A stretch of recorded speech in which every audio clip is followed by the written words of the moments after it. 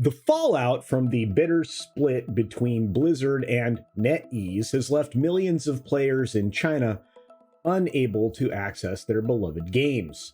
In this video, we'll take a closer look at what's been happening recently between these two companies and what it means for the players in China and what it ultimately means for Blizzard. Here we go. Now, I've covered this story a little bit before, but it's actually coming to its, unsettling conclusion for some. Blizzard Entertainment, known for its blockbuster games such as World of Warcraft, Diablo, and Hearthstone, had a successful partnership with the Chinese company NetEase for, over a decade. However, recently, things took a turn for the worst. And going back to November, the two companies decided to part ways at the end of the existing contract. The reason behind the split remains somewhat unclear, but it's most likely money or a percentage of revenue. And rumors at this point towards a rift between CEO Bobby Kotick and NetEase executive Simon Zhu. Zhu actually publicly referred to Kotick as a jerk. Obviously in Chinese. Now, this split, of course, has caused a huge impact on the gaming community in China. There are millions of players that no longer have access to play their games because the only way to do it was through NetEase.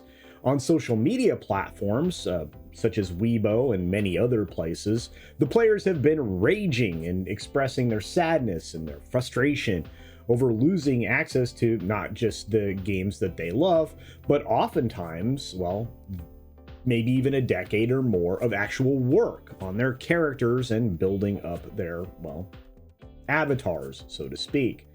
In an attempt to find a new partner, Activision Blizzard has been searching for a new Chinese company to work with, or at least that's what's being reported. So far, there don't seem to be any offers that have materialized, so the company's actually gone about offering NetEase an extension, which, of course, NetEase declined.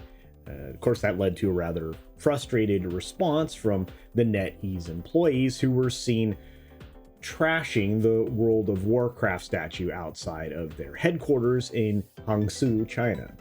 This really makes the future of Blizzard games in China uncertain at this point. The company, Blizzard specifically, is going to keep looking for a new partner, but finding the right fit, it could take a while, if it happens at all. In the meantime, players are going to have to wait to play their beloved games, and that's if they even remain interested when they are available again. So, lots of memories and lots of frustration over this loss. Now, the split between Activision and Blizzard has served as a reminder to probably anybody doing business in any way with China, and that's that you have to have a partner in China to, make things work, and that ultimately creates a situation where you're not only in partnership with the business entity, but also with the CCP. And that actually could be part of the problem here. The gaming industry, regardless, is going to continue to grow in China. The question is, who's going to pick up Blizzard and at what point? And obviously, all of the other gaming companies that are coming into China with their partnerships, they need to be on the lookout for stumbling blocks such as this. If anything, this should probably be looked at as a cautionary tale. And again, not just for gaming, but for any business interest in China. As a side note, this may be a net positive for Blizzard eventually, as they make their way through a disputed acquisition by Microsoft that is actually putting them at odds with the federal government at the moment. But maybe it just nets them a partner like Tencent that just, frustrates NetEase to no end. I don't know. But what do you think? Is this collapsed relationship a sign of things to come?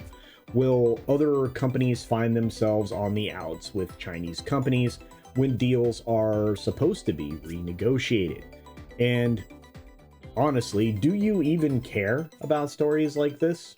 I'm curious because it's quite possible I'll stop doing them. I just always find it fascinating when companies run afoul of any business in China, since again, that's like running afoul of China.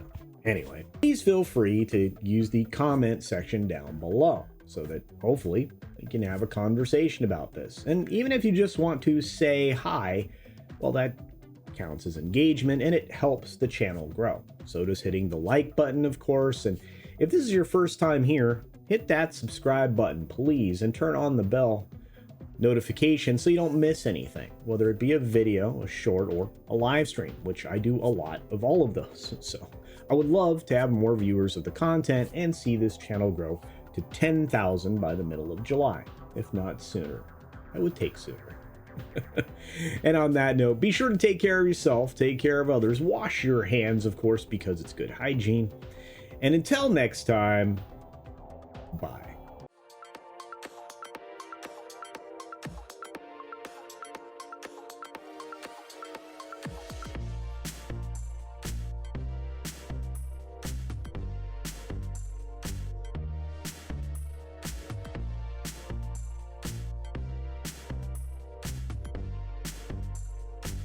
And don't forget to check out my Rumble at rumble.com/CultureCasino.